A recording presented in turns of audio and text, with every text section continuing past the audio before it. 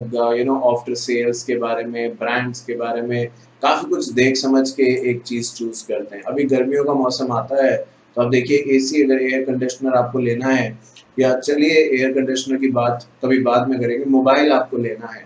अब आपका जो भी बजट है, मैं बोलता हूँ चाहे वो 5,000 है या 50,000 है या इससे ज़्यादा है या इससे कम है, जो भी है, क्योंकि आजकल तो हर तरीके के मोबाइल्स, इंडिया इतनी बड़ी मार्केट हो चुकी है वर्ल्ड की मोबाइल सेगमेंट में कि हर तरीके के कंज्यूमर की नीड्स की चीज़ें यहाँ पे अवेलेबल हैं। तो अब सवाल ये उठता है कि क्या आप किसी भी शॉप पे जाते हैं तुरंत एक मोबाइल ले आते हैं? मेरे ख्याल से ऐसा नहीं होता। आप ज़रूर मैंने पहले भी शायद ये बात आपसे कही थी, आप ऑनलाइन उसके बारे में देखते हैं, समझते हैं, और कुछ नहीं तो बहुत बार अलग-अलग पोर्टल्स पे, वेब पोर्टल्स पे परफॉर्मेंस कंपैरिज़न ज़रूर कराई जाती है, जो 2 फ़ोन्स हैं या 3 फ़ोन्स हैं, तो वो भी बहुत बार लोग देखते हैं, समझते हैं, उसके बाद किसी एक डिसीजन पे पहुँच पाते हैं। तो ये जो आप इतनी मेहनत करते हैं किसी भी चीज़ को एक तरीके से एक्सेप्ट करने से पहले, खरीदने से पहले, इसी को हम ड्यू डिलिजेंस कहते हैं। ये ड्यू डिलिजेंस का प्रोसेस काफ़ी छोटा होता है, जो हम एक कोई ऐसी चीज़ खरीद रहे हैं जो शायद उतनी एक्सपेंसिव नहीं है, जबकि जब एक कंपनी दूसरी कंपनी को खरीदती है या एक डिवीज़न खरीदती है दूसरी कंपनी का, तो ये प्रोसेस काफ़ी बड़ा हो जाता है, बिकॉज़ इसके अंदर काफ़ी अमाउंट ऑफ इन्वेस्टमेंट लगी होती है, और बहुत सारी और चीज़ें होती हैं जो हमें चेक करनी होती हैं। अब देखिए, अगर आप एक मोबाइल खरीद रहे हैं, तो आप उसके बारे में क्या जानना चाहेंगे? उसके मे बी हीटिंग इश्यू के बारे में, पावर बैकअप के बारे में, या ऐप्स के बारे में, या कोई अगर और लेटेस्ट फीचर है उसके बारे में जानना चाहेंगे। आप नहीं जानना चाहेंगे कि लीगल साइड में इसका क्या है, आप नहीं जानना चाहेंगे कि मोबाइल की फैक्ट्री कहाँ पे लगी है। आप ज़रूर सर्विस सेंटर के बारे में सोचेंगे, बट मोबाइल की फैक्ट्री कहाँ पे है, कौन उसको चलाता है, ये बहुत सेकेंडरी चीज़ें हो जाती है, ये मैटर शायद बहुत बार नहीं करती। तो आई थिंक जब हम ड्यू डिलिजेंस की बात पर्सनल लाइफ में करते हैं, तो प्रोसेस वही रहता है, बट वो थोड़ा छोटा हो जाता है, जबकि वही प्रोसेस काफ़ी एक्सटेंसिव हो जाता है जब एक कंपनी दूसरी कंपनी को खरीदती है। मैं एक आपको और एग्जांपल देता हूँ इसको समझने के लिए, इतनी बात वैसे सफिशिएंट थी, बट एक और एग्जांपल सुनिए। ये हमारी लाइफ से जुड़ा एग्जांपल है, तो बात मोबाइल की हो गई, पर एक और जैसे देखिए आने वाले समय में आप में से ज़्यादातर लोग, शायद मुझे नहीं पता, क्योंकि हम ये नहीं पूछते जब आपसे फॉर्म भराते हैं अपना, बिकॉज़ हमारा इससे क्या कंसर्न, हम आपकी उतनी इन्फॉर्मेशन लेना चाहते हैं जितना हमारे लिए रिक्वायर्ड हो। क्या आप मैरिड हैं या नहीं हैं? अगर आप देखिए, बीइंग अ फीमेल या बीइंग अ मेल, अगर कभी शादी की बात चलती है घर पे, तो जिसके भी, अगर if you are a female, तो आप देखिए कि जब शादी की बात होगी, तो घर वाले ज़रूर लड़के वालों के बारे में पता लगाना चाहेंगे, और वो पता कैसे लगाते हैं, क्योंकि लड़के वालों से पूछेंगे तो वो तो अपने बारे में अपनी बढ़ाई करेंगे कि हम ये हैं, वो हैं। सच भी हो सकता है बोल रहे हो, बट ऑब्वियसली एक प्रिटेंशन है कि शायद ज़्यादा ही बताएँगे।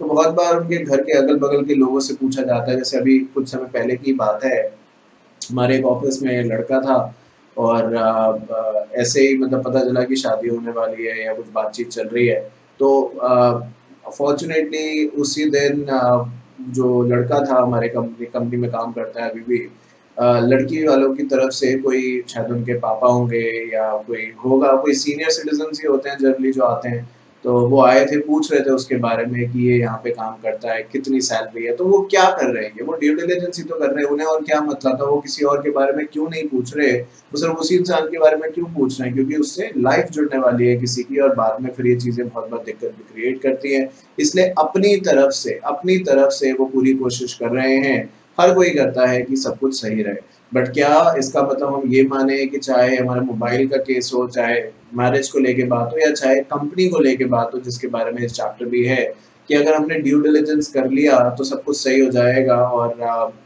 कोई दिक्कत नहीं आएगी। तो इस बात की तो देखिए कोई गारंटी नहीं है, बट अपनी तरफ से जो इंसान जो कर सकता है वो यहाँ पे करने की वो कोशिश कर रहा है। तो इस चैप्टर में यही समझाया गया है कि ड्यू डिलिजेंस होता क्या है, जिसको मैंने बहुत सारे एग्जाम्पल्स के आपके सामने रखा, और इनमें से एक भी एग्जाम्पल इसमें नहीं है, बट आपकी अंडरस्टैंडिंग के लिए मैंने सारी बात बता दी। तो ड्यू डिलिजेंस क्या है, क्यों करना है, ड्यू डिलिजेंस की स्टेजेस क्या है, अब ड्यू डिलिजेंस करने के बाद आउटकम क्या आएगा। देखिए, ड्यू डिलिजेंस करने के बाद कुछ चीज़ें हमारे सामने ज़्यादा क्लियर हो जाएंगी। जब हम चीज़ों को खुद अपनी आंखों से देख लेंगे, वेरीफाई कर लेंगे, तो हमें शायद दूसरे के वर्ड्स मानने की ज़रूरत नहीं है, हम शायद एक बेटर पोजीशन पे होंगे उन चीज़ों के बारे में खुल के बात करने के लिए। तो हो सकता है सामने वाले कंपनी ने कहा था कि हमारी कंपनी की वैल्यूएशन जो है वो 100 करोड़ की है, अब जो हमने उस कंपनी की वैल्यूएशन निकाली और जो उसके ऊपर लीगल केस चल रहे हैं, जो और डिस्प्यूट्स हैं और जो भी क्लाइंट्स हैं, रेवेन्यू एसेट्स वगैरह, हमारे हिसाब से ले दे के ये 40 करोड़ से ज़्यादा की नहीं होनी चाहिए, वो कंपनी 100 करोड़ मांग रही है। तो अब यहाँ पे या तो ये डील टूट सकती है, विच इज़ हम कहते हैं कि डील ब्रेकर हो सकता है ये, हो सकता है कि डील बन जाए, वो मान जाए, थोड़ा हम आगे बढ़े, थोड़ा वो आगे बढ़े, तो ये डील मेकर हो जाए। बहुत बार डील डाइल्यूटर भी हो सकता है, मतलब डील जो है वो एक तरीके से उतनी स्ट्रांग नहीं रही, पार्टीज जो है वो अपनी बात से थोड़ा पीछे हटी, थोड़ा प्लस माइनस हुआ, जो इनिशियली था वो प्राइस अब नहीं है, तो थोड़ा चेंजेस आए। तो ये सब चीज़ें कैसे हुई, बिकॉज हमने कुछ सामने वाले के बारे में ऐसी इन्फॉर्मेशन निकाली जिस वजह से हम श्योर हो गए कि ये प्राइस जितना वो डिमांड कर रहा है उतना नहीं चार्ज होना चाहिए, और उससे भी पता चल गया कि अब जो मैं कह रहा था वो उतना स्ट्रांगली मैं नहीं कह पाऊंगा, क्योंकि सामने वाले के पास इस बात के अगेंस्ट एविडेंस है जो भी मैं कहना चाहता हूँ। तो इन्हीं चीज़ों के ऊपर ये पूरा चैप्टर बेस्ड है, बाकी कहने के लिए तो बहुत सारी बातें हैं, बट आइए अब स्टार्ट करते हैं। Chapter 19 part number 1, due diligence. अब यहाँ पे एक इमेज के तौर पे भी आप देख सकते हैं ड्यू डिलिजेंस पोटेंशियल, पहले किसको आप एक्वायर करना चाहते हैं, फिर उससे बातचीत होगी, फाइल्स को देखा जाएगा, फिर कहीं ना कहीं चीज़ों को एग्जामिन करके, फिर अगर जैसे कि मैंने कहा दोनों पार्टीज म्यूचुअली एग्री करती हैं तो शायद जो लास्ट पॉइंट है इन्वेस्टमेंट, उस पर बात पहुंची जाएगी। बट ये इतना आसान प्रोसेस होता नहीं है, और एक बड़ी सिंपल सी बात है जो मुझे लगता है हम में से किसी को समझने में दिक्कत नहीं होगी, तो ये कि देखिए जब हम ड्यू डिलिजेंस की बात करते हैं तो जो भी सेलर है, कोई भी क्यों ना हो, वो अपने बारे में खराब नहीं बोलेगा, भले वो बहुत अच्छा ना बोले। आप देखिए किसी शॉप पे आप जाइए और आपको कोई सामान खरीदना है, जैसे कि फॉर एग्जांपल आप किसी कोई कपड़े खरीदने, कोई ओकेजन है घर में या नहीं भी है बट कपड़े खरीदने हैं अभी, तो आप किसी शॉप पे गए। अब जैसे फॉर गर्ल्स स्पेशली, या इवन फॉर बॉयज, बॉयज के साथ मैंने कम देखा है, गर्ल्स के साथ जैसे उन्होंने जैसे कोई साड़ी खरीदनी है या कुछ भी है, तो इससे पहले घर वाले कह पाए कि हाँ ये अच्छा लग रहा है कि नहीं, दुकान वाला कह देगा अरे ये तो आप पे बहुत अच्छा लग रहा है, पैक कर दूं इसको मैं। तो ऐसा क्यों कह रहा है, बिकॉज वो अपने सामान को, और ऐसा नहीं है कि मतलब आपको जिसमें ये गलत फहमी में आप ना रहे हैं कि आप उस चीज़ में बहुत अच्छे लग रहे हैं और आज से पहले ऐसा कोई उसने नहीं देखा है। अभी कोई और क्लाइंट आएगा, वो भी यही साड़ी पहनेगी जो मैडम आएंगी, तो उसको भी वो यही कहेगा। सो वो तो उनका तरीका है बात करने का, बट हमें अपने हिसाब से सोचना चाहिए कि हमें वो चीज़ की ज़रूरत है और क्या वो एक्चुअली उतनी वर्थ है, उसके बाद ही ये चीज़ें डिसाइड करनी चाहिए। तो बेचने वाला डेफिनेटली अपना प्रोडक्ट जो है वो अलग अलग तरीके से बेचने की कोशिश करेगा, जबकि खरीदने वाले को सोचना है कि क्या उसके लिए सही है या नहीं सही है। Due diligence is a process by which confidential, legal, financial, and other material information is exchanged, reviewed, appraised by the parties to the business transaction before entering into the transaction with the other party. तो देखिए हमें समझने की ज़रूरत है कि due diligence और कुछ नहीं है, वो एक तरीके का ऐसा प्रोसेस है जिससे दो कंपनीज का एग्जांपल मैं ले लेता हूँ। एक कंपनी है एक्वायरर, यानी जो खरीदना चाहती है, और एक कंपनी है टारगेट कंपनी। क्योंकि ये ग्रुप 2 का पेपर है तो मुझे लगता है ये आप जानते हैं, सीआर में आप जब टेक ओवर वगैरह की बात करेंगे तो ये नाम बड़े कॉमन होंगे आपके लिए, और हमने इवन इससे पहले भी इस पर्टिकुलर सब्जेक्ट में भी इन दो नाम के बारे में चर्चा करी है, बातचीत करी है। So acquirer in the other words is a person who wants to buy, जबकि टारगेट कंपनी वो है जो सेलर है, जो अपनी कंपनी को खुद बेचना चाहते हैं। तो बताया ड्यू डिलिजेंस एक ऐसा प्रोसेस है जहाँ पे legal, financial and other information जो है वो टारगेट कंपनी अपनी एक्वायरर को देती है, और एक्वायरर उस ट्रांजेक्शन को, उस इंफॉर्मेशन को एनालाइज करता है और फिर इस नतीजे में पहुंचता है कि वो ये कंपनी खरीदना भी चाहता है या नहीं, और अगर खरीदना चाहता है तो क्या उसी प्राइस पे खरीदना चाहता है जिस पे टारगेट कंपनी बता रही है, या कुछ कम पे, ज़्यादा तो वो नहीं बोलेगा शायद, है ना।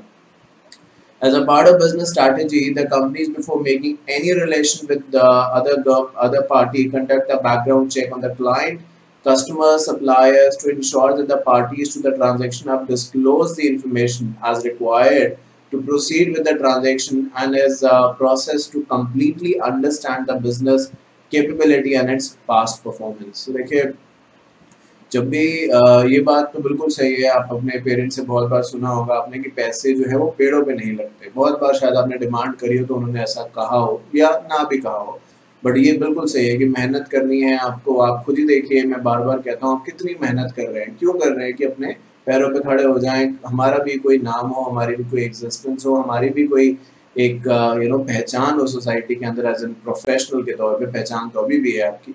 तो उस तौर पे यहाँ पे भी ये कहा गया कि कंपनी जब भी एक से दूसरी कंपनी आपस में डील करेगी, जरूर जानना चाहेंगे कि जो कंपनी बी है, जो मैंने ऊपर लिखा था जिसको हमने टारगेट कंपनी कहा था, उसके कितने क्लाइंट्स हैं, कितने सप्लायर हैं, कितने एसेट्स हैं, कितने लायबिलिटीज हैं।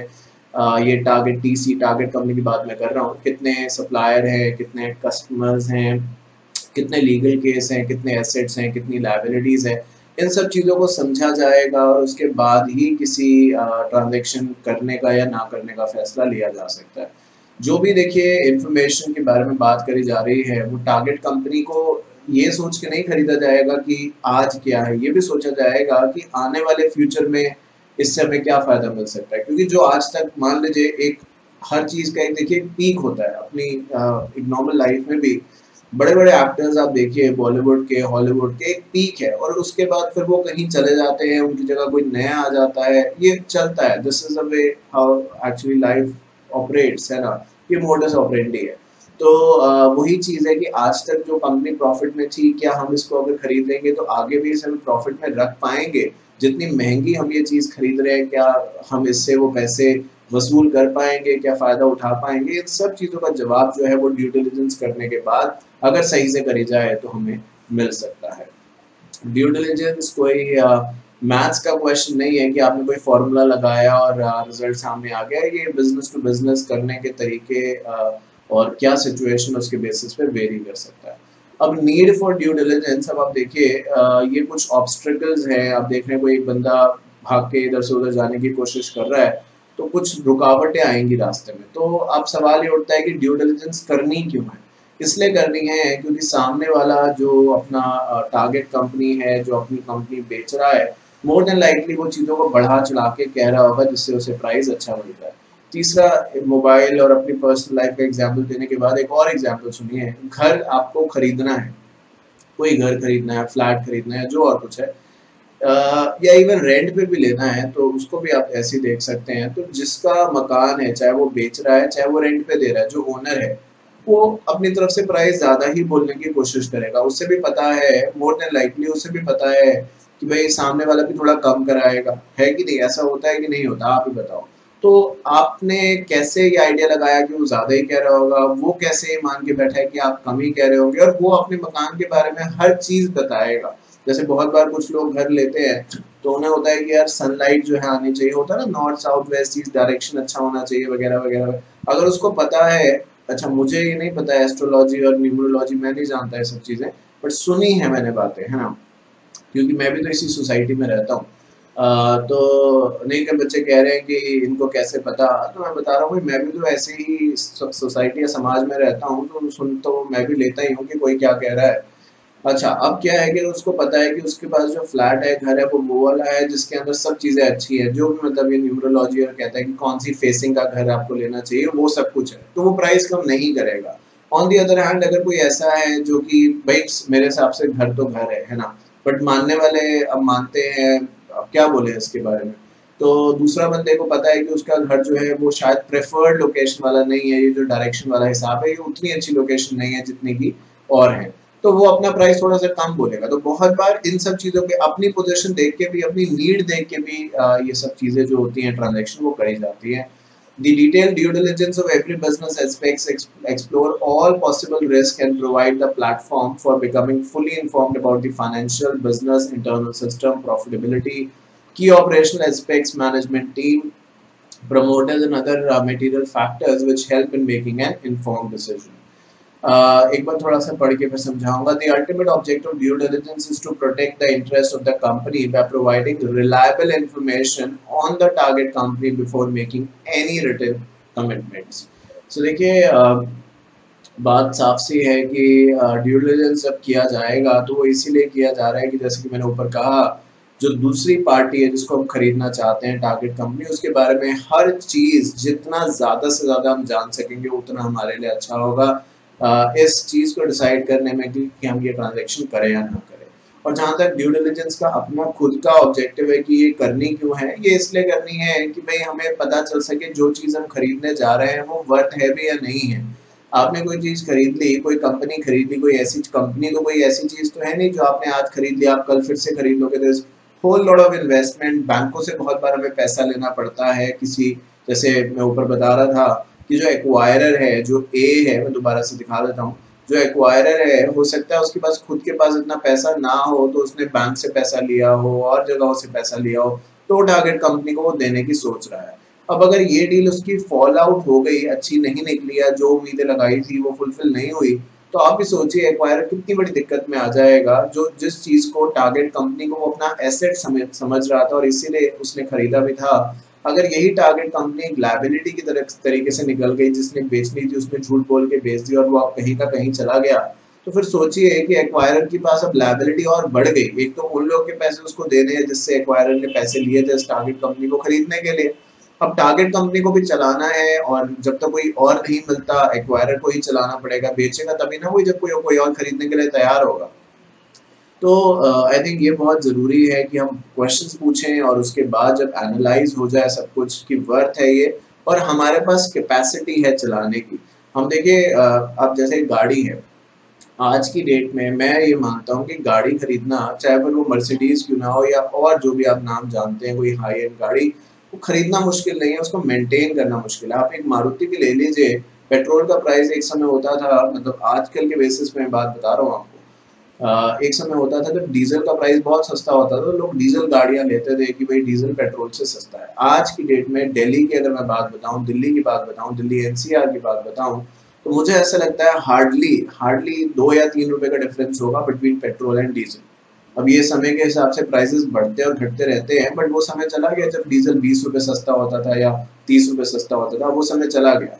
तो आप बताइए कि एक तो डीजल गाड़ी महंगी होती है, पहली बात अगर आपने देखा हो डीजल कार ज्यादा महंगी होती है पेट्रोल से। और क्यों लेता है लोग महंगी कारें? क्योंकि डीजल सस्ता है। अब डीजल भी वही प्राइस हो गया, गाड़ी भी महंगी खरीदी है और डीजल वाली गाड़ियों से धुआं भी, पोल्यूशन भी ज्यादा होता है। गवर्नमेंट ने दिल्ली में उसको एक समय के बाद बैन भी कर रखा है। तो आप बताइए ना फिर फायदा कहाँ हुआ? तो इसलिए पूरी इंफॉर्मेशन समझने के बाद, ना ही ये कि आज मैं इसको खरीद सकता हूँ, बट क्या खरीदने के बाद मैं इसको आगे चला पाऊंगा, क्या मेरे पास रिसोर्सेज हैं? अगर ये 1 साल ना भी कुछ कर पाई कंपनी, तो क्या मेरे पास रिसोर्सेज है कि जो लोग इस कंपनी में काम करते हैं, जो भी कंपनी के ओवरहेड खर्चे मैं बियर कर पाऊंगा? अगर इसका जवाब हाँ है तो ही आप आगे बढ़े। सिर्फ ये मत देखिए कि आज आप फ्यूचरिस्टिक तो देखिए चीजों का, आप बिजनेसमैन की तरीके से सोचिए, कोई एक नॉर्मल तरीके से नहीं। ड्यू डिलिजेंस ये आपको सिखाता है। The due diligence exercise is needed to confirm the nature and genuineness of the business, identify defect, weakness, and to avoid bad business transaction, to gather information that is required for valuation and to negotiate in a better way. तो due diligence और कुछ नहीं, बस कैसे आप bad decisions से बचें, ना लें वो decisions, और कैसे आप ऐसी information इकट्ठी करें जो आपको negotiation करने में help हो, इसके बारे में बात करता है। क्योंकि ड्यू डिलिजेंस का ऑब्जेक्टिव और ये कुछ नहीं है कि हमने भाई जबरदस्ती कुछ करनी है किसी से कि वो अपनी चीज हमें ही बेचे। जबरदस्ती ना खरीदने में है ना बेचने में है, और ना हो सकती है। बस ये है कि हमें अच्छी डील मिल जाए, पैसा हम भी देना चाहते हैं, सामने वाला भी सामान बेचना चाहता है, बट वो वर्थ हो, बस ये है इसका ऑब्जेक्टिव। आगे अगर बात करें, देखा तो objective of due diligence to verify strategic indication और attractiveness of the target company. देखिए आगे ना, target company, valuation, risk. The objective are as follows: collection of material of information, identification of strength, threat and weakness to improve the bargain position, identification of areas where representation and warranties are required. तो collection of material of information, सिर्फ देखिए अगर आप किसी से पूछें कि भाई मैं ये सामान, आपको मैं कुछ देर पहले एसी की बात कर रहा था, तो आप किसी शॉप में गए, आपने कहा मुझे एसी खरीदना है। अब आप देखिए कि वो आपको जितने भी प्रोडक्ट्स दिखाएगा सबके प्लस पॉइंट ही बताएगा, वो किसी के माइनस पॉइंट आपको नहीं बताएगा। तो ये इन्फॉर्मेशन तो हमें मिली, बट ये मटेरियल नहीं है, क्योंकि इसमें हमें ये कहाँ से पता चला कि हम डिसीजन जो ले रहे हैं या सही ले रहे हैं नहीं, क्योंकि हमें तो एक तरफा बात पता चली। तो मटेरियल इन्फॉर्मेशन का मतलब है कि प्लस भी पता चले तो माइनस भी पता चले, तभी तो पता चलेगा कि भाई क्या ज्यादा अच्छा है, माइनस ज्यादा है इस प्रोडक्ट के अंदर या प्लस ज्यादा है इसके अंदर। उसके बाद हम समझ तब भी ये पाएंगे कि थ्रेट्स क्या है और वीकनेस क्या है जो चीज हम करने जा रहे हैं। बहुत बार एक चीज का नाम मैंने पहले भी शायद इसके बारे में आपसे बात करी थी, उसको हम कहते हैं स्वॉट: स्ट्रेंथ, वीकनेस, अपॉर्चुनिटीज, थ्रेट। ऐसा कोई जगह नहीं है या ऐसी कोई चीज़ नहीं है दुनिया के अंदर जो सिर्फ स्ट्रेंथ से भरी हुई हो, उसके अंदर कोई अपॉर्चुनिटी या वीकनेस या थ्रेट्स ना हो। ये कॉम्बिनेशन है जो साथ साथ चलता है। तो यही बात कही जा रही है कि हमें समझना होगा कि थ्रेट्स क्या है और वीकनेस क्या है। जैसे कि मैंने कहा, तैयारी हमें पूरी रखनी होगी। हम डरें किसी से ना, बट तैयारी पूरी रखें कि अगर कल कुछ प्लस माइनस होता है तो हम केपेबल हैं, हमारे पास रिजर्व हैं इतने कि कल कोई दिक्कत आ गई तो हम झेल लेंगे उसको, उससे बाहर निकल सकते हैं। तो ये सब क्या रेडी है हमारे पास, क्या हमारे पास प्लान बी रेडी है? ये सब सोच के आगे बढ़े। इम्प्रूव द बार्गेन पोजीशन, और लास्ट है कि identification of areas where warranties are required. तो देखिए थर्ड पॉइंट क्या है कि अगर हम ड्यू डिलिजेंस कर लेंगे तो ज़्यादा सच्चाई सामने आ जाएगी। जो बेच रहा था वो तो सिर्फ प्लस पॉइंट बता रहा था, हमने ड्यू डिलिजेंस किया तो हमें जो टारगेट कंपनी है उसके प्लस पॉइंट के साथ साथ माइनस पॉइंट भी पता चल गया। तो हम कह सकते हैं कि सर देखिए ये चीज़ें आपने नहीं बताई थी, अब इतनी सब चीज़ें निकली हैं तो उतना प्राइस तो हम आपको नहीं देंगे जो आप डिमांड कर रहे हो, बिकॉज ये सब चीज़ें तो आपने हमें बताई नहीं थी, तो आप प्राइस कम करिए। तो हम नेगोशिएट कर रहे पाएंगे, उस पोजिशन में हम आ जाएंगे। और अगर कोई ऐसी चीज़ें हैं जिसको लेके, जैसे कोई कंटेंजेंट लायबिलिटी है, तो आप जानते हैं कि कंटेंजेंट लायबिलिटी का होना या ना होना पक्का नहीं है कि वो किस तरफ जाएगी। क्या वो हमारे लिए लायबिलिटी बन जाएगी या हमारा एसेट बन जाएगी, क्योंकि उसका भी कुछ तय नहीं है, कुछ पक्का नहीं है। तो यहाँ पे यही कहा गया कि ऐसे एरियाज को ढूंढें जहाँ पे हमें और इन्फॉर्मेशन चाहिए हो, और किसी भी तरीके से हम मे बी ऐसे भी कर सकते हैं जो टारगेट कंपनी है उसके साथ, कि अगर इन एरियाज में जो कंटेंजेंट हैं कोई भी दिक्कत हुई तो उसके लिए टारगेट कंपनी लायबल होगी, एक्वायरर कंपनी नहीं होगी। मतलब मान लो कोई केस चल रहा है टारगेट कंपनी पे, और वो केस $1 बिलियन का है, तो हमने कह दिया कि देखिए सर वैसे हमें ठीक लग रही है कंपनी, बट ये जो केस है इसमें हमें रिस्क ज़्यादा लगता है, तो भले आप जीत जाएं केस या हार जाएं, जो टारगेट कंपनी है वही खर्चा बियर करेगी और वही प्रॉफिट ले जाए। हम इस केस से कंपनी ज़रूर खरीद रहे हैं, बट इस केस से हमारा कोई लेना देना नहीं होगा। अगर ये कंपनी जिसको हम खरीद रहे हैं केस हार भी जाती है तो हम $1 बिलियन या जो भी अमाउंट है वो हम नहीं देंगे।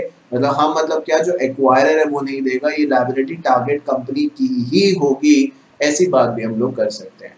तो देखिए समझने की ज़रूरत ये है कि इनके ऊपर कोई रूल फिक्स नहीं है। अगर आप किसी से नेगोशिएशन करते हैं तो क्या नेगोशिएशन करने के कोई रूल फिक्स हैं? नहीं फिक्स है ना। तो ये अपने पे डिपेंड करता है। To perform effectively, the potential buyer needs to be clear about the goals and motives for acquiring the target company, as well as the value the buyer is attempting to create with the purchase. तो वही मैं जो अभी कुछ देर पहले से आपसे कह रहा हूँ कि सोचिए कि क्यों आप ऐसा करना चाहते हैं और इससे आपको मिलेगा क्या। मतलब ये दुनिया है, तो किसी को देने से पहले, चैरिटी करने से भी पहले भी बहुत बार लोग सोच लेते हैं कि मुझे क्या मिलेगा इसके बदले। तो भले सब लोग ना सोचते हो, बट हमने कितने सारे ऐसे इंस्टेंस देखे हैं जो कि गलत है। कुछ काम हमें बिना मतलब के भी करने सीखने चाहिए। तो यहाँ पे कहा गया कि ज़रूर आप एक बार देख लें कि ये जो बिज़नेस है ये आपको कितना फ़ायदा पहुँचा सकता है। ड्यू डिलिजेंस के बाद ये सब चीज़ें क्लियर हो जाएंगी। For example, there is a legal risk such as outstanding lawsuit, जो मैं अभी आपको कह रहा था, दैट विल ओनली जेपरडाइज मतलब खराब करना the financial stability of the company but also the loyalty of the existing customers.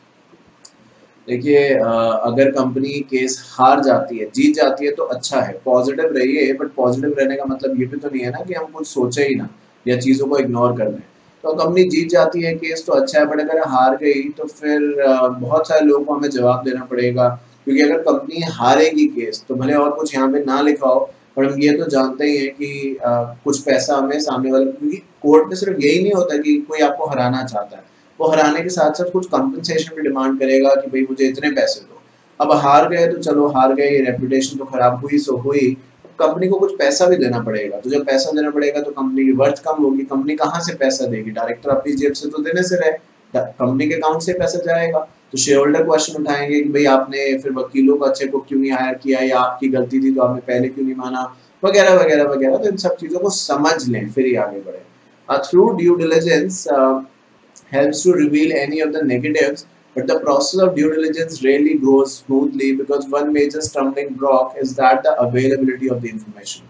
The target company is really eager to reveal to the other side that it is up to sale and wants to keep this information confidential and from its competitors, suppliers, employees. So getting any information from these sources can be tricky depending upon what potential buyer wants to gain from the transaction. देखिए जैसे कि मैंने कहा, जब किसी को कोई सामान अपना बेचना है वो जल्दी मचाएगा कि कैसे भी बस बिके, बट सामने वाले को ये समझना होगा, जो यहाँ पे बात करी जा रही है, कि जो टारगेट कंपनी है वो तो चाहेगी कि भाई ये डील हो जाए, बट जब हम खरीद रहे हैं तो हमें भी ये पता होना चाहिए और हमें पूरी इंफॉर्मेशन निकाल लेनी चाहिए कोई भी ट्रांजैक्शन एग्रीमेंट साइन करने से पहले, कि जो हम सोच रहे हैं, जिस वर्थ की हम ये डील सोच रहे हैं, अगर आप किसी को 100 रुपये देते हैं तो ये आपकी अच्छी सोच है कि आपको 100 रुपये का सामान मिले, बट क्या वो 100 रुपये का सामान आपको मिल रहा है या नहीं मिल रहा, जिसको आप कहते हैं वैल्यू फॉर मनी, वो मिल रही है कि नहीं मिल रही है। अब आप देखिए, मैं इसके बारे में ज़्यादा बात नहीं करता, बट फिर भी एक बात मैं आपको कह देता हूँ, क्योंकि हम बात यहाँ पे खरीदने और बेचने से लेके कर रहे हैं। अब ये क्लासेस हैं, मेरी सारी की सारी क्लासेस 8 के 8 सब्जेक्ट जो मैं CS प्रोफेशनल में पढ़ाता हूँ, एक से एक अपडेटेड हैं, है ना। कोई ये नहीं कह सकता कि अपडेटेड नहीं है। अब आने वाले समय में कुछ और अपडेट्स आएंगे तो हम करेंगे उसको, है ना। और अपडेट का मतलब ये भी नहीं कि एक एक वर्ड, बट टॉपिक सारे के सारे कवर्ड हैं और आप खुद ही वाइडेस्ट मॉड्यूल कवरेज का एहसास ले चुके हैं जब आप 19 चैप्टर तक आप आ चुके हैं। बट ऑन द कॉन्ट्रेरी हम बहुत बार देखते हैं, सेक्रेटरियल ऑडिट पुराने कोर्स में भी था, तो किसी बच्चे को नया चाहिए तो कह दिया अरे वही तो है चैप्टर्स, ये लो पढ़ लो। अब दोनों में बहुत फर्क है। मुझसे बहुत बच्चों ने कहा, मैं आपको सच बता रहा हूँ ये बात, मुझसे बहुत बच्चों ने कहा कि sir secretarial audit old course चाहिए। मैंने बोला मेरे पास ओल्ड कोर्स का सिर्फ ड्राफ्टिंग और IPR है, चाहिए अगर सेक्रेटरियल ऑडिट तो न्यू कोर्स का है। आप खुद देख लीजिए, मॉड्यूल्स पे कंपेयर कर लीजिए कि कितना सिमिलर है। मैं बाद में इसकी बात रिस्पॉन्सिबिलिटी नहीं लूंगा कि आप कहेंगे सर आपने मुझे न्यू दे दिया। आप मिला लो, अगर आपको लगता है कि आपको न्यू चाहिए तो ठीक है, बट मैं इसको न्यू ही कह के दूंगा, मैं ओल्ड कह के इसको नहीं दूंगा। तो क्लैरिटी हो गई ना थोड़ा। उसकी मर्जी है सामने वाले की, वो कहता है कि ठीक है सर सही है, मिलता जुलता कंटेंट है तो फिर ठीक है, बट बाद में मुझे तो नहीं कह सकता ना कि सर आपने नहीं बताया था। तो यही चीज यहाँ पे भी है कि अपनी तरफ से इन्फॉर्मेशन का पूरा डिस्क्लोजर करें। ये सेलर को चाहिए और बायर को भी चाहिए कि वो इन चीजों को वेरीफाई कर ले। Once a purchase price is agreed upon, the prospective buyer usually enter into a conditional agreement with due diligence clause with the target business, in which the buyer has limited period to conduct due diligence.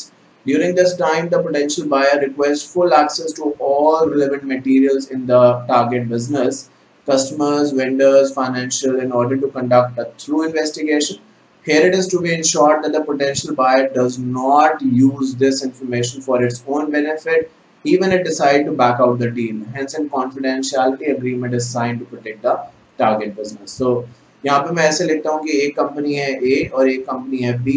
A जो role यहाँ पे play कर रहा है वो acquirer का role play कर रहा है, और जो B रोल प्ले कर रहा है वो टारगेट कंपनी का, जो ऊपर भी बात करके आए हैं। सिंपल वर्ड्स में चाहे तो A को आप बायर कह सकते हैं, जबकि B को आप टारगेट कंपनी होने के नाते सेलर कह सकते हैं। जो मैंने पैराग्राफ अभी अभी पढ़ा उसमें यही बात कही गई है कि देखिए, अगर A जो है वो B को खरीदना चाहता है और B भी चाहता है कि उसकी कंपनी कोई खरीद ले, तो ये सिर्फ बातों से तो नहीं होगा कि B ने कह दिया कि मुझे अपने आप को, अपनी कंपनी को बेचना है और A ने पैसे दे के खरीद लिया। ऐसा तो नहीं होता है ना, प्रैक्टिकल लाइफ में तो ऐसा नहीं होता। तो होता क्या है, होता ये है कि ठीक है B बोलता है कि मुझे अपनी कंपनी बेचनी है, तो A इससे पहले कोई भी डिसीजन ले हाँ या ना, वो B के दस्तावेज या डॉक्यूमेंट्स देखना चाहेगा, और जो B कह रहा है उन बातों में कितना दम है ये देखना चाहेगा। और फिर सवाल यहाँ पे ये उठेगा कि B ऐसे कैसे किसी को भी अपने बुक्स ऑफ अकाउंट्स वगैरह दिखा दे, क्योंकि अब किसी भी दुकान पे आप देखिए, कपड़ों की दुकान पे स्पेशली ऐसा होता है, आप जाइए कभी भी, आप देखेंगे बहुत जो भी शॉप्स होती हैं उसमें आप देखेंगे बहुत सारे साड़ीज वगैरह ऐसे उन्होंने दिखाते हैं ना लोगों को कि भाई ये ले लो वो ले लो ऐसे करके, और बहुत अलग अलग variety and patterns and everything आप सब जानते हैं, मुझसे अच्छा जानते होंगे। तो उसमें आप देखेंगे जब किसी भी शॉप में जाएंगे या नज़र पड़े आपकी, तो आप देखेंगे बहुत सारी साड़ियाँ जो हैं वो ओपन अप होके पड़ी हुई हैं, वो एक एक करके रैप करके फिर वापस रख रहे हैं। क्यों? क्योंकि भाई सब कुछ दिखाना तो पड़ा है, तभी तो कोई क्लाइंट जो है, वो कस्टमर जो है, वो जो आए हैं, तभी तो उनमें से कुछ लेगा कोई है। ऐसे ही तो होता है प्रैक्टिकल लाइफ में। पर यहाँ पे हम साड़ी नहीं खरीद रहे और बेच रहे, पर बिजनेस बेच रहे हैं। तो अब बिजनेस के लिए अपनी सारी इन्फॉर्मेशन ऐसे हम किसी को कैसे दे दें, क्या पता ये वो इन्फॉर्मेशन का बाद में मिसयूज करे। तो हम ये कह रहे हैं, जो अपनी कंपनी बेचना चाहता है, हमारे एग्जाम्पल के तौर पे वो इस समय बी है, वो ए के साथ एक due diligence kind of an agreement में एंटर करेगा, जहाँ पे ये होगा कि जो बी है वो अपनी इंफॉर्मेशन ए को इसलिए शेयर कर रहा है क्योंकि ए शायद अगर सब कुछ सही रहेगा तो ए इंटरेस्टेड है बी की कंपनी परचेज करने में, और उसी एग्रीमेंट में कॉन्फिडेंशियलिटी का क्लॉज भी होगा या नॉन डिस्क्लोजर का क्लॉज होगा, जिसमें कहा जाएगा अगर किसी भी वजह से एनी रीजन व्हाटसोएवर, जो ए कह रहा था कि मैं बी की कंपनी खरीदूंगा, अब बी ने अपने सारे रिकॉर्ड्स वगैरह ए को दिखाए और ए ने वो फिर मना कर दिया कि नहीं मुझे इंटरेस्टेड नहीं लग रही है कंपनी, या मतलब मुझे अब नहीं रहा इसमें इंटरेस्ट बिकॉज जितना बताया गया था शायद ये वैसा नहीं है, तो हम ये कहते हैं कि ठीक है फिर जो ए है अब ज़बरदस्ती तो नहीं करी जा सकती कि उसको खरीदनी पड़ेगी ये कंपनी, पर ये ज़रूर हम उस एग्रीमेंट में लिख सकते हैं कि अगर ये डील नहीं बनती, मतलब ए नहीं पैसे देता या जो पैसे देना चाहता है बी उसके लिए नहीं मानता, ए कम पैसे दे रहा है बी ज़्यादा डिमांड कर रहा है, तो ठीक है फिर अगर डील नहीं बनती तो ए जो भी इंफॉर्मेशन उसने बी की देखी है, समझी है, पता करी है, वो अपने तक ही रखेगा, वो इसको कहीं और नहीं बताएगा। This is called as confidentiality, maintain करना। मैंने आपसे पहले भी बात कही है कि चीज़ों को अपने तक रखना हमें सीखना होगा, स्पेशली जब हम कॉर्पोरेट लाइफ में जाएंगे। देखिए मैं ये भी कह सकता हूँ कि आप इधर से उधर करिए और डिप्लोमेटिक बनिए, बट मैं आपको सही रास्ता बताना चाहता हूँ। बाकी तो सिचुएशन और आपकी खुद की सोच मुझे लगता है अच्छी है तो आप उस पर ही जाएंगे, बट मेरे हिसाब से ये है कि अगर किसी ने आपको कोई भी बात, और वो कोई भी हो, कॉन्फिडेंस में बताई है तो अपने तक उसको रखिए, आगे ऐसे मत सर्कुलेट करिए जो आपको अनप्रोफेशनल दिखाए, specially in the corporate life. तो ठीक है, तो इतना कहने और समझने के बाद जब आगे बढ़ते हैं नेक्स्ट टॉपिक की तरफ, तो उसका नाम है the necessity of due diligence can be summarized as under. नहीं करेंगे ड्यू डिलिजेंस तो कुछ ऐसा नज़ारा आपको देखने को मिलेगा, चीज़ों को समझें, रटे नहीं, ये बहुत ज़रूरी है लाइफ के अंदर। और जब हम बिजनेस ट्रांजेक्शन करें, बड़े बड़े बिजनेस ट्रांजेक्शन करें, एज अ कंपनी सेक्रेटरी उसके पार्टिसिपेशन का मौका हमें मिले, हमारी कंपनी अगर दूसरी कंपनी को एक्वायर करती है, तो ये हमारी रिस्पॉन्सिबिलिटी का पार्ट है कि अपने बोर्ड ऑफ डायरेक्टर्स को इन सब चीज़ों के बारे में हम बताएं। फॉर श्योर वो जानते हो सकते हैं चीज़ें, बट ये हमारी रिस्पॉन्सिबिलिटी है कि बीइंग अ ट्रू प्रोफेशनल ये सब चीज़ें हम उन्हें बताएं। जैसे कि क्या, to investigate into the affairs of the business as a prudent business person. ये हम बात कर रहे हैं कि क्यों एक्चुअली हमें ड्यू डिलिजेंस करना है। जितनी बात मैंने ऊपर करी है उसी को यहाँ पे अलग वर्ड्स में लिखा गया है, बट अगर एग्जाम में आता है कि क्यों हमें ड्यू डिलिजेंस करना है, तो उसका आंसर ये है जो हम बात करें, इसलिए कि हम सही डिसीजन जो लिखा है, investigate into the affairs as prudent. Prudent मतलब एक समझदार, एक, देखिए अलग अलग कैटेगरी के लोग हो सकते हैं, कहने के लिए कुछ ऐसे हो सकते हैं जो एक्स्ट्राऑर्डिनरी हैं, जबकि कोई सिर्फ ऑर्डिनरी है, तो कोई एवरेज है, और इसके बीच की और इसके बाद की भी कोई कैटेगरी हो सकती है। But just to keep it simple, अगर मैं इन तीन कैटेगरीज में लूँ, तो प्रूडेंट का मतलब कोई एक्स्ट्राऑर्डिनरी नहीं, और एक्स्ट्राऑर्डिनरी नहीं, प्रूडेंट का मतलब जस्ट एन ऑर्डिनरी इंडिविजुअल होने के नाते चीज़ों को समझने की कोशिश करें। To access the risk and opportunities, अगर हम ये कंपनी खरीद लेते हैं, तो यहाँ पे बात करी जा रही है दो कंपनीज, वही ऊपर जो मैंने एग्जांपल लिया था। ए कंपनी बीइंग द एक्वायरर, या चाहे तो आप परचेजर कह सकते हैं। बी कंपनी जो है वो टारगेट कंपनी है या सेलर है, जो चाहे आप कह सकते हैं। सो रिस्क एंड अपॉर्चुनिटीज, अगर ए जो है वो कंपनी बी को खरीद लेती है तो क्या रिस्क है, क्या फ़ायदे हैं, और किस तरीके से इसको आगे इन कैश किया जा सकता है, पहले सोच लें। To reduce the risk of post transaction to confirm the business is that what it appears, जो दिख रहा है वही है। बहुत बार हिंदी में कहावत यूज होती है, आपने भी सुनी होगी, कि दूर के ढोल सुहावने लगते हैं। ऐसा लगता है कि एक बार मेरी नौकरी लग जाए तब सब कुछ सेटल हो जाएगा, जब तक मैं स्टूडेंट हूँ तभी तक दिक्कत है। जब मैं 10th में था, फॉर एग्जांपल, अगर मैं अपने बारे में नहीं जनरल कह रहा हूँ, तो 10th में से कॉलेज में आ जाऊँ तो सब कुछ सही है। कॉलेज में आ गया, अभी CS हो जाए तो सब कुछ सही है। CS हो गया, अभी जॉब लग गई तो सब कुछ सही है। जॉब लग गई तो प्रमोशन हो जाए तो सब कुछ सही है। तो हर चीज़ हमें आगे की अच्छी ही लगती है, बट वो हमें अचीव हो जाती है तो हमें और कुछ चीज़ें चाहिए। तो समझ लें, जो आप यहाँ पे एक्सपेक्टेशन लगा के बैठे हैं, एक कंपनी एक्सपेक्टेशन लगा के बैठी है कि आप जैसे ही वो बी कंपनी को एक्वायर करेगी, उसकी जो इनकम है वो डबल हो जाएगी और खर्चे आधे हो जाएंगे। अब जैसे भी उन्होंने ये एस्टिमेशन लगाया हो, तो ये रियलिस्टिक होना चाहिए, और ये उम्मीद है, मतलब ये आप सोच रहे हैं, तो जब आप ड्यू डिलिजेंस करें तो इन सब चीज़ों को वेरीफाई कर लें कि बाद में कहीं आपको झटका ना लगे, जोर का झटका धीरे से लगा। उसके बाद to gain information that will be used for valuing asset, negotiating price concession, to evaluate the condition of physical plant and equipment as well as other tangible and intangible assets. So देखिए ये हमें समझने की ज़रूरत है कि जब भी हम इन सब चीज़ों को लेके बात करते हैं, हमें ये जानना होगा, हमें समझना होगा कि क्या चीज़ वैल्यूएबल है और जो हम कर रहे हैं वो हमारे लिए कितना फ़ायदेमंद है। और उसी के बेसिस पे जब ड्यू डिलिजेंस हो जाएगा, तो जैसे कि मैंने अभी ऊपर आपसे कहा, जो एक तरीके से परचेजर है वो इस पोजीशन में आ जाएगा कि वो नेगोशिएट कर सके, क्योंकि अगर उसे पता चला कि भाई बी बोल रहा था ये कंपनी 100 करोड़ की है, बट ड्यू डिलिजेंस करने के बाद तो वैल्यू सिर्फ 40 करोड़ की लग रही है, तो भले 60 करोड़ ना भी कम हो, बट कहीं ना कहीं बीच का रास्ता अपनाया जा सकता है। जो बहुत बार आप कहते हैं ना तेरी ना मेरी ना तुम्हारी ना मेरी, बीच का रास्ता कोई अपनाया जा सकता है, तो नेगोशिएशन में हेल्प मिल सकती है।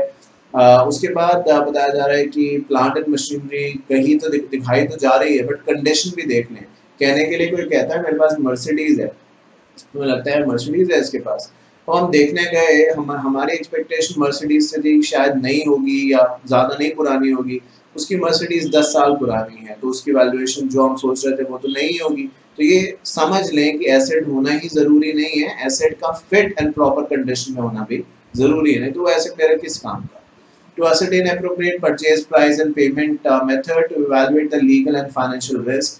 तो पैसे जो दिए जाएंगे वो कैसे दिए जाएंगे, कि सारे एक साथ देने हैं या कुछ पार्ट्स में दे सकते हैं, और साथ साथ इस ट्रांजैक्शन से रिस्क कितना है, क्या ये ट्रांजैक्शन करने के बाद हम विन विन सिचुएशन में होंगे, मतलब सारा फायदा हमारा होगा, परचेजर का होगा, या कुछ ऐसी चीज़ें हैं जिससे हमें शायद नुकसान भी हो सकता है। सब चीज़ों का एनालाइज करने के बाद ही किसी नतीजे पे पहुंचा जा सकता है।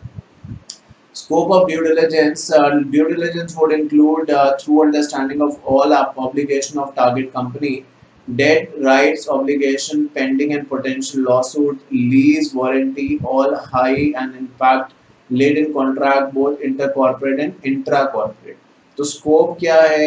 स्कोप मतलब कि ड्यू डिलिजेंस को हम कहाँ तक ले जा सकते हैं। जब ड्यू डिलिजेंस के बारे में बात करें, ये चीज़ तो एकदम क्लियर अब हो चुकी है कि ड्यू डिलिजेंस का मतलब और कुछ नहीं है, वेरिफिकेशन है, डबल चेक्स करना है, ट्रिपल चेक करना है, ये मेक श्योर करने के लिए कि जो भी चीज़ हम खरीद रहे हैं वो हमारी एक्सपेक्टेशन के मुताबिक हो या उससे ज़्यादा हो तो ठीक है, बट हमारी एक्सपेक्टेशन से या जो हमें बताया जा रहा है उससे कम ये नहीं होनी चाहिए। मतलब हमें बाद में रिग्रेट ना फील हो कि यार मैंने ये चीज़ पहले क्यों नहीं देखी या मैंने ये चीज़ पहले क्यों नहीं पूछी, ये नहीं होना चाहिए, इसलिए हम ड्यू डिलिजेंस करते हैं।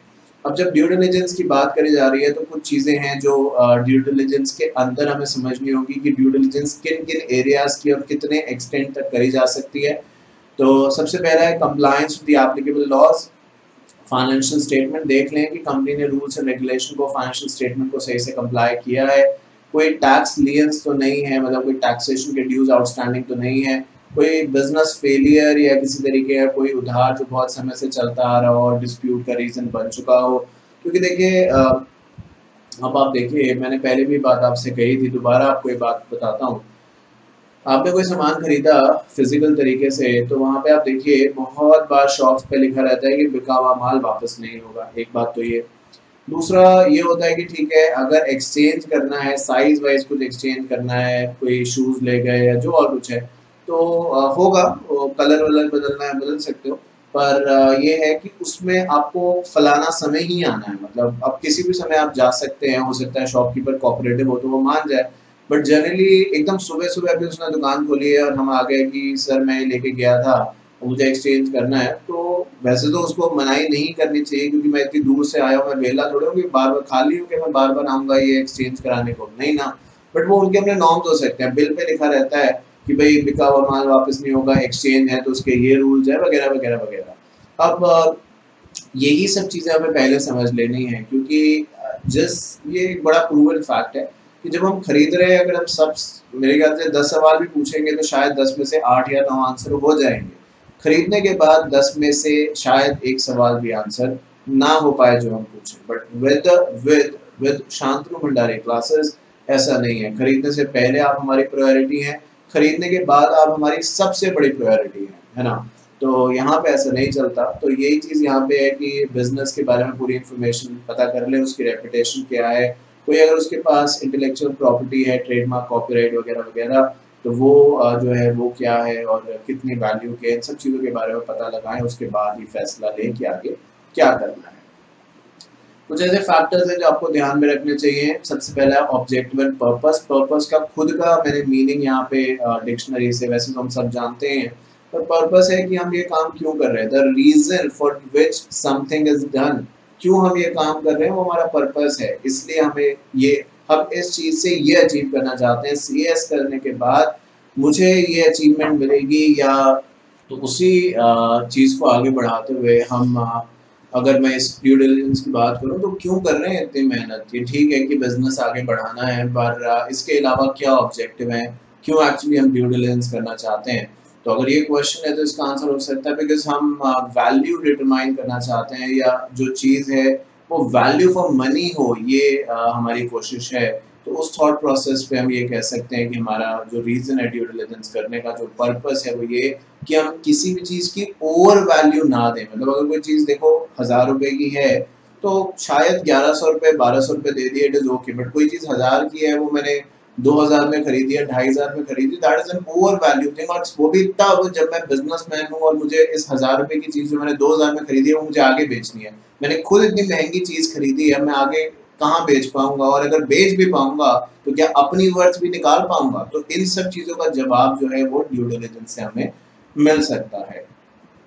A key step in any due diligence exercise is to develop an understanding of the purpose for a transaction. The goal of due diligence is to provide a party proposing the transaction with sufficient information to make a reasoned decision as to whether or not to complete the transaction as proposed. तो हमें समझना होगा कि due diligence का जो गोल है वो ये है कि पार्टीज जो हैं, the goal of due diligence is to provide party proposing with sufficient information। कोई भी चीज़ जो पहले भी देखिए इस चैप्टर में एक चीज़ आप नोटिस शायद अभी तक आपने करी होगी कि बहुत बार एक ही चीज़ को हम अलग अलग पर्सपेक्टिव से समझ रहे हैं, बट मैं जानबूझ के उस चीज़ को अलग अलग एग्जाम्पल्स की मदद से समझा रहा हूँ, जिससे कि आपके लिए ये जो कंटेंट है या जो चीज़ें हैं ये अट्रैक्टिव बनी रहे और आपको समझ में आती रहे, आपका इंटरेस्ट जो है वो बरकरार रहे, इसके अंदर रहे। तो देखिए ऑब्जेक्टिव यही है कि यहाँ पे हमें इंफॉर्मेशन मिल जाएगी तो फिर हम शायद एक बेटर सिचुएशन में हो जाएंगे कि हम वो चीज़ करें या ना करें। जब तक इंफॉर्मेशन नहीं है, या आप देखिए इंफॉर्मेशन नहीं है मतलब वन साइडेड स्टोरी है, सिर्फ positive positive positive positive positive. आप बहुत बार CS के बारे में बच्चों जो हैं अपने ग्रुप्स में पूछते हैं या किसी सीनियर से पूछते हैं, बहुत बार मैंने लोग देखा है, कोचिंग वाले खासकर मैं आपको बता दूं बड़ा मिसगाइड करते हैं। मैं नहीं करता ये बात। आप अगर आप एग्जिस्टिंग स्टूडेंट है और मुझे आप पर्सनली जानते हैं तो आप जानते होंगे कि मैं कोई भी बात ऐसी कहता ही नहीं हूँ जो गलत हो। ठीक है, थोड़ा प्लस माइनस हो सकता है। बहुत बार लोग पूछते हैं कि CS की स्टार्टिंग सैलरी क्या होगी। कोचिंग वाले जो होते हैं, कुछ कोचिंग वाले मैंने खुद सुना है ऐसे कहते हैं, अरे 70-80 हज़ार। मैं बोलता हूँ नहीं होता ऐसा, नहीं होता ऐसा। मैंने आपको पहले बताया था ना, याद है कितना बोला था मैंने बोला था स्टार्टिंग देखो आप 50 भी हो सकता है मिल जाए, बट 30 से 40 की रेंज आप पकड़ के चलो, ये स्टार्टिंग हो सकती है।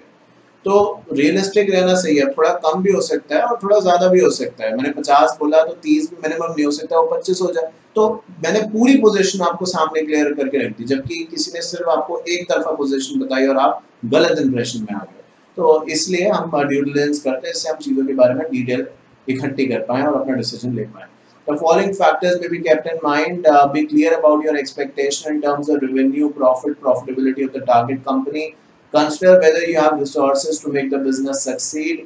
Learn as much as you can about the industry you are interested from the media reports. So, कुछ चीज़ें जो आपको ध्यान रखनी होगी वो ये कि आप जो चाहते हैं वो क्लियर रहें, मतलब आप खुद कंफ्यूज ना रहें कि क्या करना है क्या नहीं। आपका विजन जो है वो क्लियर रहे।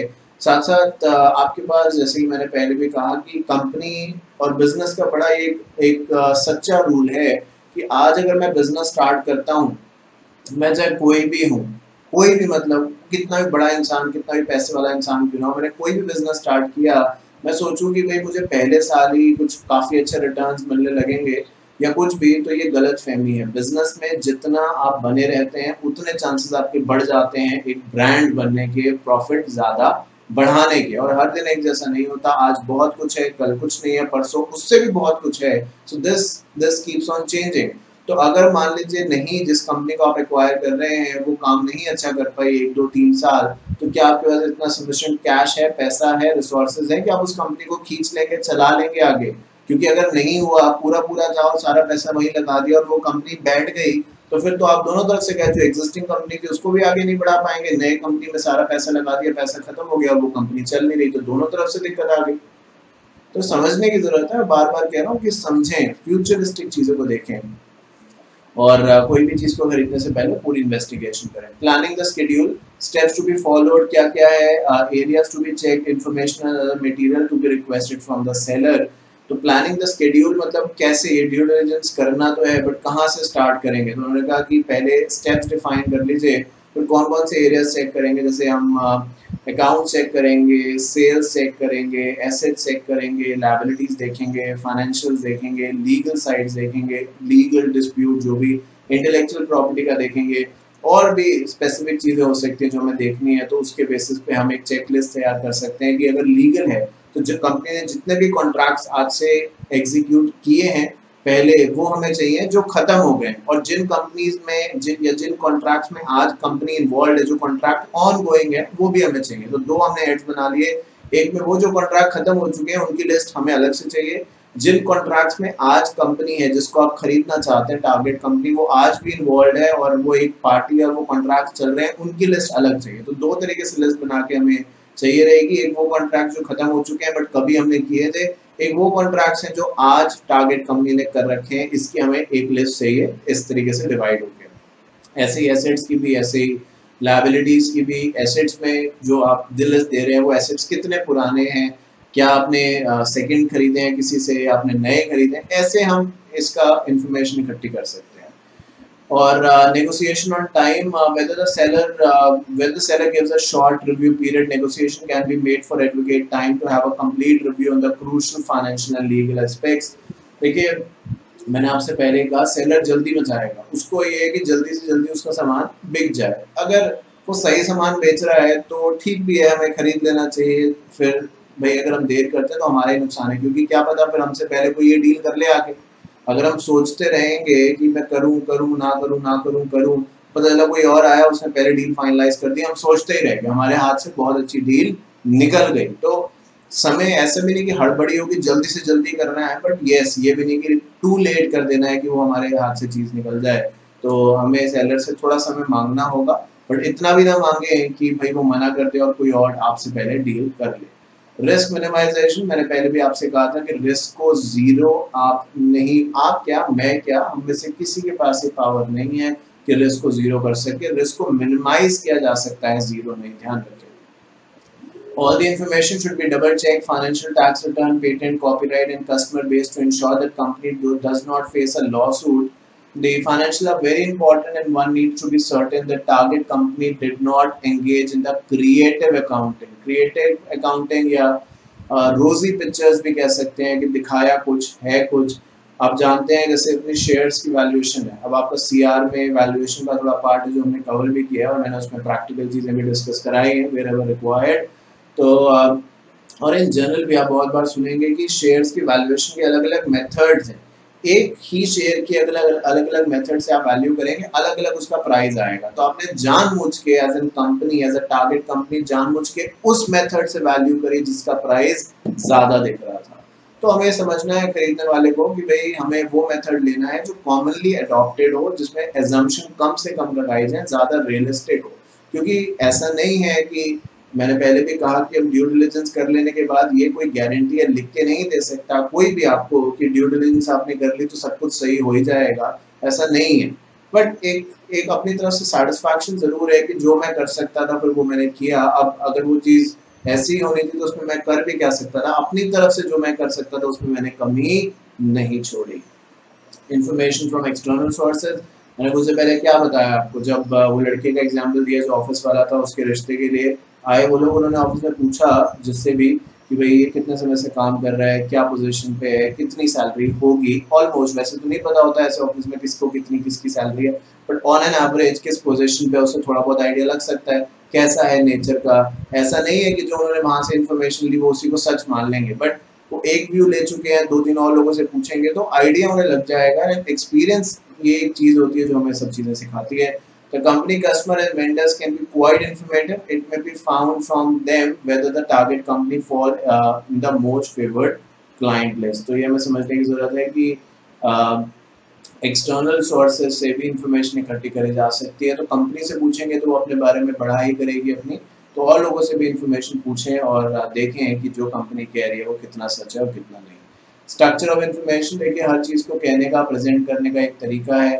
अगर आप बात सही से रखेंगे तो अच्छा है, गलत तरीके से बोलेंगे वही बात जो है वो बिगड़ जाएगी फिर। तो once the due diligence process is over, while preparing the report, information has to be structured in an organized manner in order to have a better correlation on related matters। तो ये समझें कि जब भी आप ऐसी कोई बात करेंगे तो इन्फॉर्मेशन जो है वो जितनी ज़्यादा सही तरीके से ड्राफ्ट होगी, जितनी अच्छी तरीके से प्रेजेंटेशन उसका किया जाएगा, वो आई थिंक ज़्यादा अच्छा रहेगा। बिकॉज उससे इन्फॉर्मेशन को पढ़ने में, समझने में, एनालाइज करने में हमें ईजीनेस आ सकती है।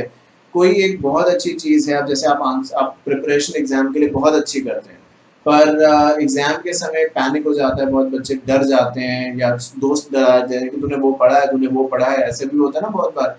तो हम शायद उतना अच्छा नहीं कर पाते। हमने तैयारी बहुत अच्छी करी, ड्यू डिलिजेंस बहुत डिटेल किया, बहुत सारी अच्छी इन्फॉर्मेशन ढूंढ के निकाली जो कि हमें टारगेट कंपनी ने नहीं बताई थी, पर अगर हम उसको सही तरीके से लिख नहीं पाएंगे तो फिर वो इन्फॉर्मेशन किसी काम की नहीं है। तो ये हमें ध्यान रखना होगा। तो इतना समझने के बाद आई सपोज हम यहाँ पे इस पार्ट 1 को रैप अप करेंगे एंड देन पार्ट 2 के साथ जब मैं वापस आऊँगा, जो कि राइट आफ्टर दिस होगा, we will talk about the process for due diligence. यहाँ से हम बातचीत करनी अपनी स्टार्ट करेंगे पार्ट 2 के अंदर। ऑब्जेक्टिव, और देखिए नोट्स का क्या है वो तो बने हुए हैं, बट ऑब्जेक्टिव यही है कि बस छोटे पार्ट्स हों जिससे आप जल्दी जल्दी देखते जाएं, आपका इंटरेस्ट बना रहे, ये मेरा ऑब्जेक्टिव है। जब मैं आपके लिए ये चीज़ कर रहा हूँ तो मैं चाहता हूँ मैं उसको बेस्ट से बेस्ट जितना हो सकता है उस तरीके से करूँ, है ना। तो उस थॉट प्रोसेस के साथ अब मैं इस पार्ट को रैप अप करता हूँ, पार्ट नंबर 1 को। उम्मीद करता हूँ हमेशा की तरह, जैसे मैं आपसे हमेशा कहता हूँ कि जो चीज़ मैंने आपसे कही यहाँ पे आपको समझ में आई होगी। अगर आपका कोई भी क्वेश्चन है तो प्लीज़ मुझे बताइएगा। Till then take care of yourself, CS executive and CS professional with the widest module coverage, Shantanu Bhandari classes only. Thank you so much.